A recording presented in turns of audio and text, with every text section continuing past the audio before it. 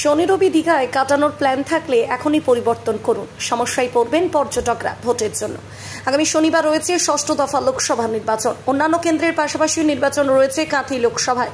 কাঁথি লোকসভার মধ্যে পড়ছে রাজ্যের অন্যতম পর্যটন কেন্দ্র দীঘা। ফলে নির্বাচন কমিশন নির্দেশ অনুসারে নির্বাচনের 48 ঘন্টা আগে থেকে বহিরাগতরা এলাকায় প্রবেশ করতে পারবে না। ফলে দীঘা বেড়াতে এসে সমস্যায় পড়তে হবে পর্যটকদের। ফলে যারা শনি ও রবি দুদিন দীঘায় বেড়াতে আসার পরিকল্পনা করে রেখেছেন তাদের দুদিন এড়িয়ে চলা উচিত। কারণ দীঘা যাওয়ার রাস্তার মোড়ে মোড়ে চলছে পুলিশের নাকা চেকিং। বৈধ প্রমাণপত্র দেখাতে না পারলেই সমস্যার সম্মুখীন হতে হবে। Bureau report, RK news.